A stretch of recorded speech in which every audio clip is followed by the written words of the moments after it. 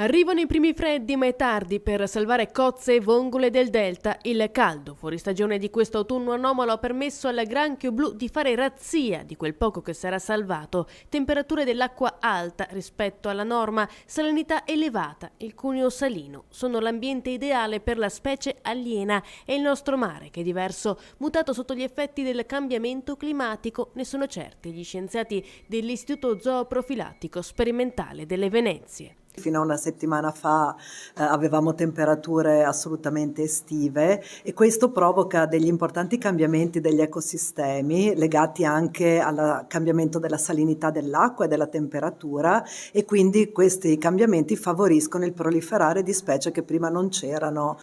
Non ha antagonisti nei nostri mari che le forti che facilmente spezzano le reti e il guscio delle vongole. Una femmina può produrre fino a 8 milioni di uova 9 volte in un anno. L'invasione che ha divorato i molluschi e anche i semi, ed ora è tardi. Prezzi alle stelle per Natale di quel poco prodotto rimasto in magazzino. Per le vongole i listini parlano al momento di 30 euro al chilo.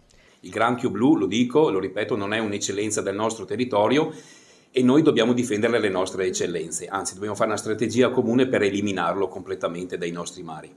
Una strategia comune che deve essere globale, dicono gli esperti, avviata una collaborazione con scienziati di diverse parti del mondo. Ascoltando l'esperienza di colleghi da altri paesi che magari hanno già affrontato alcuni problemi che per noi sono nuovi.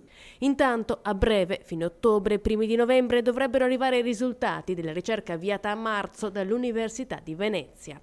Adesso abbiamo parlato anche con la Regione del Veneto, sempre in sede di Fondazione della Pesca, di continuare con questa ricerca e quindi poter capire anche il comportamento di questo granchio blu durante i mesi invernali. Il granchio blu in mare, ma non è l'unico alieno che sta invadendo il nostro ecosistema, cambiandolo. Obiettivo oggi è prevenire. È difficile oggi dire cosa arriverà e come, e questo non riguarda solo gli ambienti acquatici ma anche gli ambienti terrestri. Abbiamo ad esempio nuovi insetti vettori di malattie che oggi sono presenti nei nostri territori e provocano dei problemi alla salute pubblica, quindi sicuramente sì, dobbiamo essere pronti e cercare di mitigare i danni prodotti da queste specie.